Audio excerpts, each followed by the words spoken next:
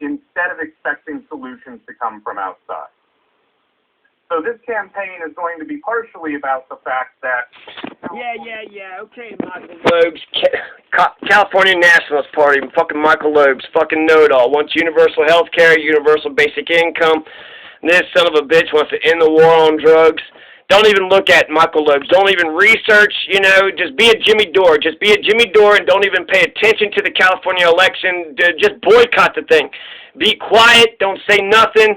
Just vote no on it and then hold your breath, right? Vote no and hold your damn breath. And hope that Gavin Newsom does all the heavy lifting for you.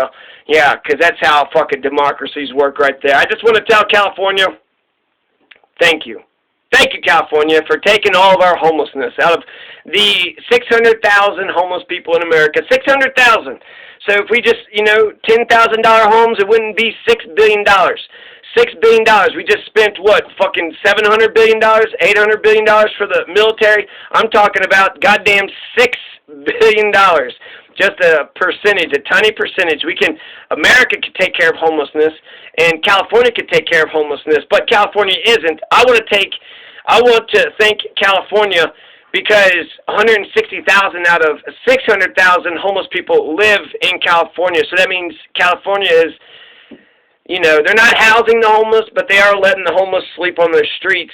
27% of America's homeless are in California. So when you think of the homeless, more than 1 out of 4 of the homeless people in America are in California. It's not because California is any particular this or that, maybe because they have a little bit of a heart, a little bit of compassion, but they throw, the homeless on the streets just like the rest of America. So the rest of America, this is, we're supposed to be Christians, right? Yeah, right. America, a bunch of Christians. Here in Christian America, we don't give a rat's ass about the homeless folks. Not in New York City, not in Chicago, not in Florida, not in Montana. Nobody in Christian America gives a rat's ass about the homeless folks, about the people sleeping on our streets. They don't give a goddamn fuck that they have, absolutely nothing. Newspapers shoved up their fucking butt in the alleys and the nooks and crannies of our cities, towns, and villages. Go to any goddamn city in America.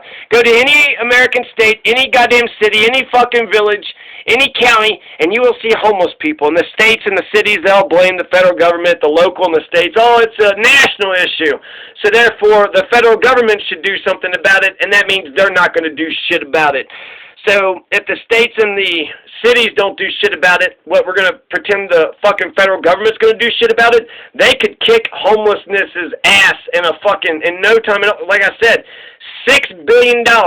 So if you got somebody that was serious about homelessness, put the pressure on Joe Biden and say, look, we're not just taking care of California's homeless people, and think about how much taxes the rest of the country, really, we're a cancer. The rest of America, the 49 states, is a big tumor on the back of California's fucking back. They could do fine. They got their own economy. They got their own nation. They very well could secede, and they would be fine.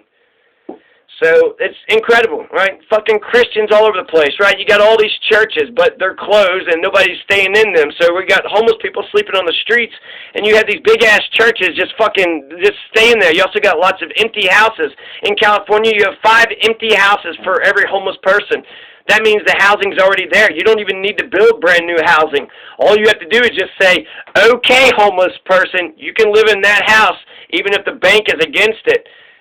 Yeah, the bank wants money or whatever, but shit, we're just going to let it depresses values. It's bad for the economy just to have that house just sit there and deteriorate. And so, okay, you Christian motherfuckers, it's incredible.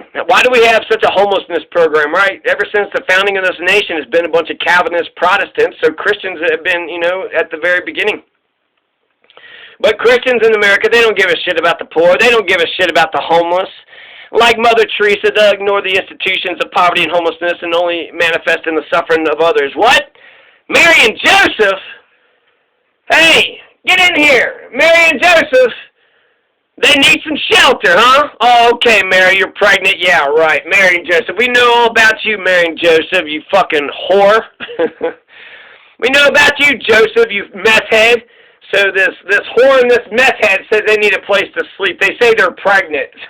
And they need a place to sleep. Okay, yeah, sure. Okay, how about this, Mary and Joseph? Go out to the bar, Go out to the barn. There's a goddamn manger out there. There's some horses and donkeys and shit. Just go out to the barn. Find yourself a corner out in the barn. We'll let you live out in the goddamn barn. You can do all your meth, do all your whoring, and do your meth out there, okay? Mary and Joseph, go have your baby, right? Okay, your baby. Fucking meth heads, man. They get more and more brazen, don't they? Fucking pregnant and shit. That's Christians in America. What? Mary and Joseph, what? You're poor and homeless and you're about to have a child? Fuck you.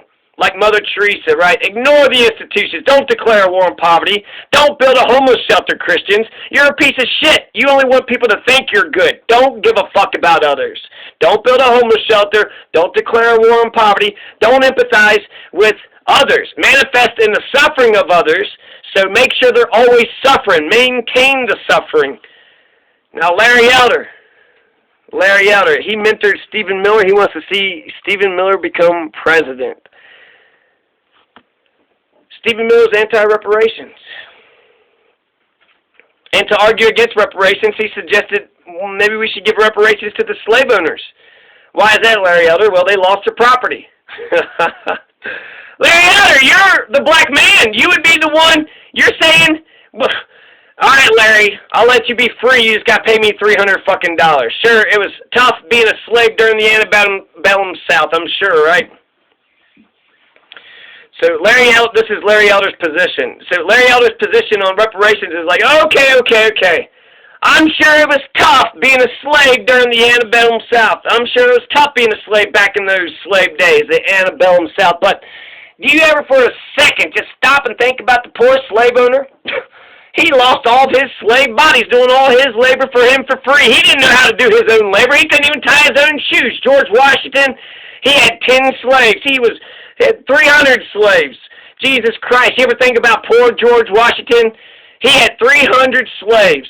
When he lost his slaves, who was going to do all the farming for George Washington's farm? Huh? Does anybody think about, no, you only think about Ona Judd, huh? You only think about Ona Judd, and you think about, who are the other slaves besides Ona Judd? And the other slaves that George Washington had. Anyways, thank you, California.